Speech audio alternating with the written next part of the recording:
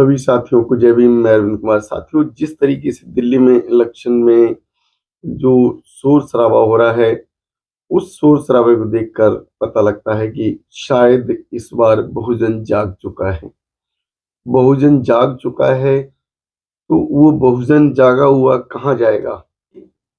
जो रैलियां हो रही हैं, बीएसपी की रैलियों में इतनी तादाद में भीड़ इकट्ठी हो रही है, और उसमें जो जन समूह ये बताता है कि बीएसपी का जो वोट बैंक है वो बहुत अच्छा बढ़ चुका है। क्योंकि अगर बहुजन इस तरीके से अपनी सोच बदल लेता है तो कहीं ना कहीं बीएसपी अच्छी जीत लेकर आएगी दिल्ली के अंदर। क्योंकि जो बीएसपी का जो वोट बैंक है सबसे ज्यादा है दलित समाज, जो कि 87% कहलाता है।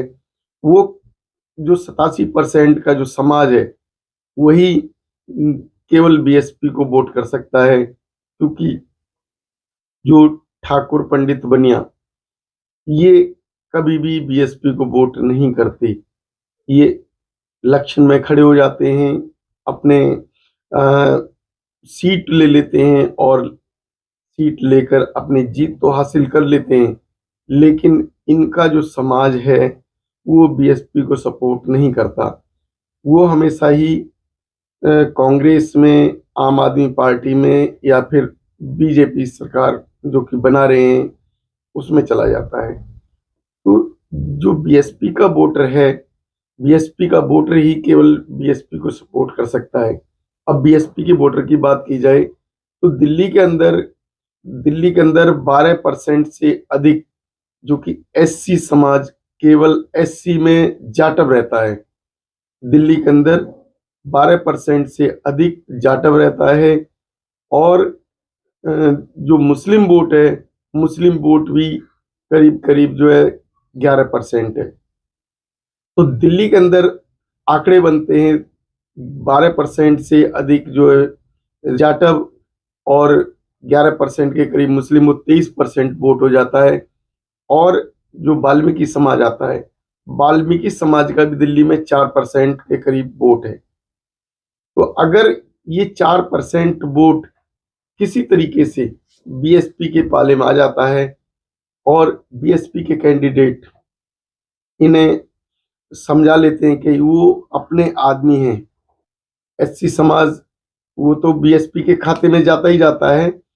उसमें अगर मुस्लिम वोट 11% आ जाए और 4% एससी समाज का ही एक भाग, जिसे वाल्मीकि समाज कह दिया जाता है, वो अपने आप को अलग महसूस करता है, वाल्मीकि अपने आप को अलग सोचने लगे हैं, वो कहीं ना कहीं भटके हुए हैं। और जो बीएसपी समाज का जो वोटर है वो एकजुट हो जाए, अगर एकजुट हो जाता है, जो भीड़ निकल कर आ रही है, क्या वो भीड़ भीड़ बनकर रह जाएगी या अपने बीएसपी के कैंडिडेट को जिता कर लेके आएगी?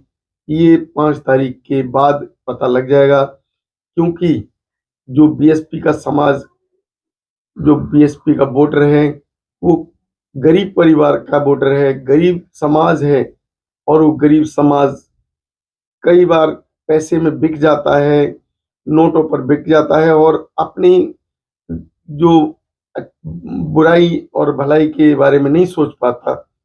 वो एक पौआ और एक दिन की रोटी पर वो अपने आप को बेच देता है और दूसरों की सरकार बनवा देता है। अगर बात की जाए, हमने जगह जगह देखा है कि जो इस समाज में जो अत्याचार हुए हैं, मूंछ काटने पर, मूंछ रखने पर गला काट दिया, घड़े से पानी लेने पर उसको जान से मार दिया, बच्चों पर भी अत्याचार हुए, महिलाओं के रेप हुए, जगह जगह उनके साथ ऐसे अत्याचार हुए जो कि सोचने के लिए मजबूर करते हैं बीएसपी वोटर को। जो दलित समाज है उसे जूतों में पेशाब कर करके पिलाया गया। तो इससे ज्यादा जो बुरा और समाज के साथ क्या हो सकता है? अभी का जो चुनाव जो दिल्ली के अंदर चुनाव है वो कहीं ना कहीं जो आने वाले 2027 के चुनाव है उस पे प्रभाव डालेगा।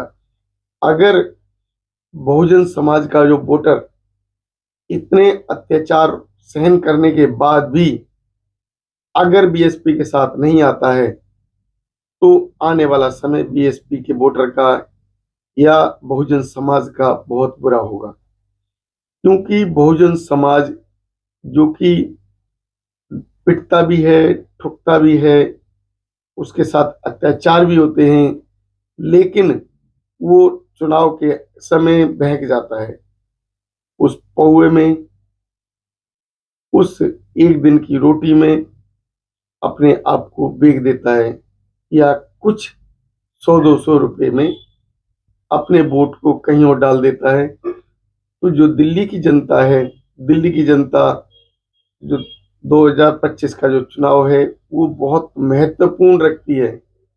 अगर दिल्ली की जनता अपने इस महत्वपूर्ण वोट को पूरी ईमानदारी से अगर करती है, क्योंकि बाबा साहब ने कहा था कि संगठित रहो, संघर्ष करो।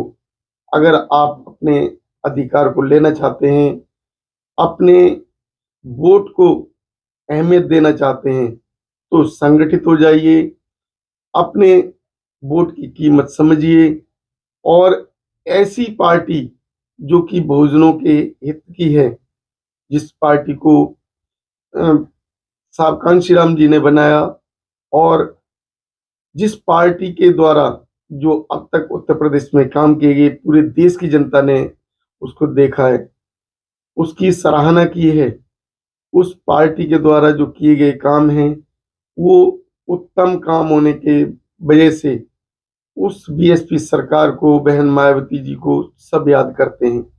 लेकिन जो इतिहास रहता है उसे इतिहास को जब तक आदमी नहीं दोहराता तब तक वो इतिहास नहीं कहलाता। अगर इतिहास बनकर रह जाना है तो हमें उस हिसाब से सोचना पड़ेगा। लेकिन अगर 2025 में दलितों को इतिहास बनाना है, दलितों को इतिहास रचनी है, तो कहीं ना कहीं हमें अपने वोट का अच्छा इस्तेमाल करना पड़ेगा। हमें अपने वोट के बैंक को एकजुट करना पड़ेगा, तभी हम सत्ता में वापसी कर सकते हैं और समाज तभी विकसित होगा। हमारे वोट की वैल्यू तो दूसरे समाज समझते हैं, लेकिन हमारे अधिकारों को दूसरा समाज हमें देने को तैयार नहीं है। हमें हमारे अधिकार केवल और केवल बीएसपी सरकार दिला सकती है। लोग बाग बीएसपी की कई बार बुराइयां करते हैं। लोग कहते हैं बीएसपी शांत है, बीएसपी कुछ कर नहीं रही है, बीएसपी के जो लीडर हैं वो निकल कर नहीं आ रहे हैं। तो साथियों, अगर इस बात को हम चर्चा करें तो आगे हम ये देखते हैं कि किस पार्टी का जो लीडर है वो निकल कर आ रहा है। अगर कोई दूसरी पार्टी का लीडर निकल कर आ रहा है तो केवल अपने वजूद को बनाने के लिए, आपके वोट को लेने के लिए और आपको ठगने के लिए।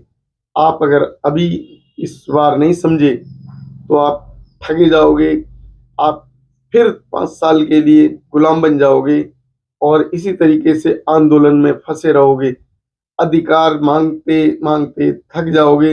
लेकिन जो दूसरा समाज है वो आपको अधिकार नहीं देगा, क्योंकि दूसरे समाज को केवल आपका वोट चाहिए। दूसरे समाज आपको अधिकार के लिए चुनाव नहीं लड़ता।